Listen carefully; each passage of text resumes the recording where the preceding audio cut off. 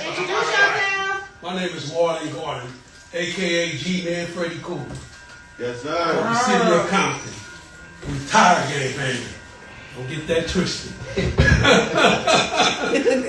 So go ahead. I let Bone ask the first question. All right. G-Man, how was it growing up in Compton? You know what, man? It was amazing. Because before I was from Schooltown, y'all was my family. See, I got my ass whooped from Kennedy, from the foreign dog to the cable block, and when my mama got her ass home. So yeah, coming up in Compton, it was like amazing because it was the love. It was culture then when I was coming up. You know, and y'all taught me a lot because my mama never be at work. And it was my mama know 144 from every, so like I said, I got my ass whooped with the paddle. The motherfucker got my ass whooped in the form, came in the cages, because I had to walk to every last woman to get in. My mama would be waiting on me at the house. I put on 10 pair of pants. I'm still getting my ass whooped. So yeah, I love Compton, man, but Compton changed my life because I never thought I would ever get out of Compton. I thought I would die in the city because that was my main goal, was to represent where I was from to the best of my knowledge. I didn't want my brother representation, I wanted my own. But I'm glad that somebody showed me how to change. What's your fashion motivation? I heard that you like fashion a lot. Man, it's not just fashion, man, it's the love. Because when I came from, I didn't have no clothes. Amen. You see, before I was selling dope, see, I was wearing them, I got pictures. Yeah. So my fashion just don't represent me, it represents my mama, it represents my uncles, it represents my daddy, who I did not know who dressed like me. And I was always around older kings who taught me, hey, stop saying your friends. Go get you some soldier team, police won't fuck with you.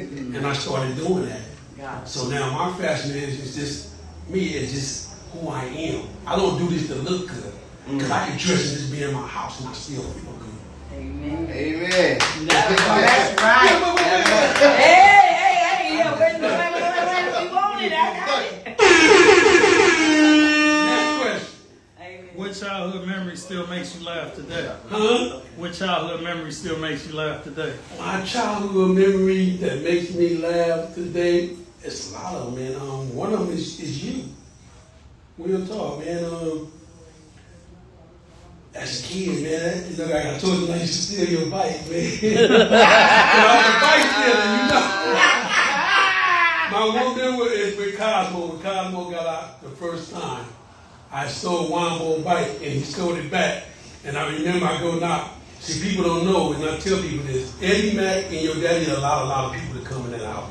You couldn't step on your daddy's door unless he really known you. And when I met your daddy, we became good friends. But when I met Cosmo, like I said, Cosmo came to the door and said, nigga, I remember I said, I'm not going to get Big Mike and eat Monk on your fucking ass. He just sitting there laughing. Another childhood memory, man, was the block party we used to have. I don't know if you remember we used to have a block party. About Ben and Yeah, Jim. by the time, you know, always in August. And Mr. Brown then used to throw the block party. Yeah. And see, we talk about when we were 5 and 7 years old, we weren't even thinking about gang banging, but we would be at that block party. Absolutely. You know, and we was allowed to come home like 8 o'clock. You know, our family had to worry about it because we was in a pack. We was like wood. But we made sure we all got home at that same motherfucking time. That was one of my memories. Okay, I have a question.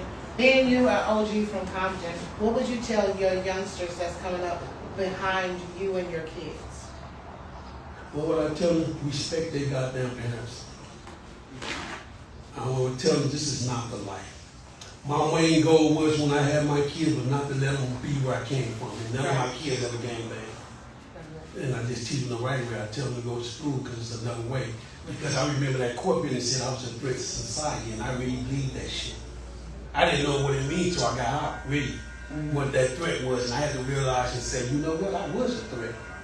I was a threat to this city. I didn't give a fuck who I hurt, because that's how I was taught. I didn't know it was another line over that. I didn't know there was a way to change. Nobody taught me that. So when I learned how to change, I make it my goal to try to help people today. Right. You see, I'm in a program called Narcotics Anonymous. I love it to death. And, it helped me get my life together. That's how I learned. What city is that from? Narcotics Anonymous all over the world. It's all over the world. Yes, good job. So we got supportive people in all over the world. We got teachers, we got educators, and they don't have to be, with degrees and everything. You learn knowledge from where the knowledge comes from. And I'm glad that you said that. That was a powerful thing when you said you don't need a degree to be where you at. I had to learn that because I didn't know how to weed until I was 32 years old. I didn't have my first job till I was 35. But that took me to a whole lot of places. I got to learn to meet a lot of people in my journey. You live and you learn.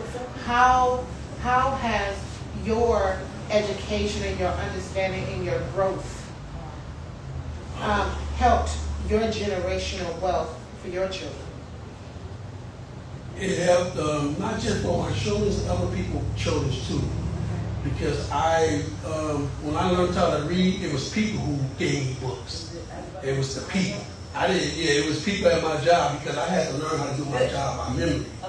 And then when people I started talking to them, they would bring me books. I still got them books. So my kids, they see the books like, Dad, where you get all them books from?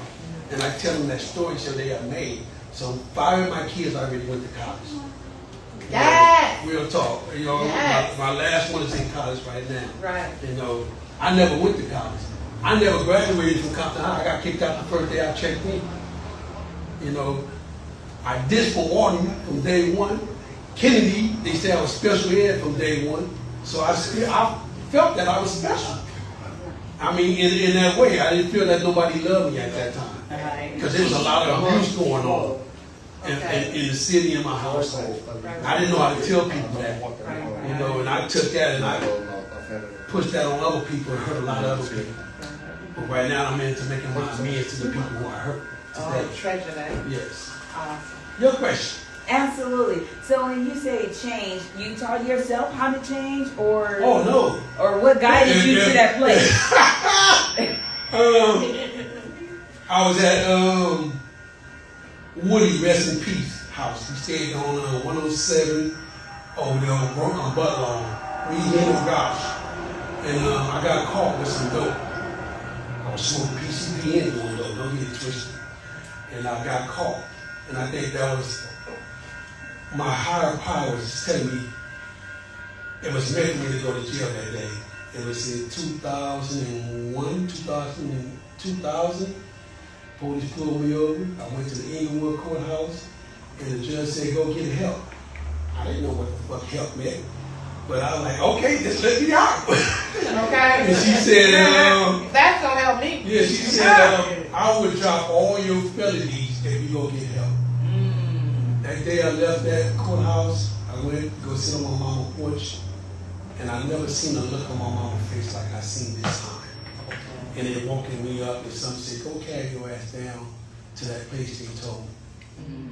I went down to that place, some people. You said, who helped me out? People who was just like me and worse than me. Because I thought I was the baddest motherfucker ever lived, Compton. Not. Not. And I met some people who was like me, and I heard their story. And they didn't cuckoo over that shit. They talked about that molestation, not that shit we keep quiet. They talked about that pain they went through and how the fuck they got over it. And they said, "You want what you got? I can help you."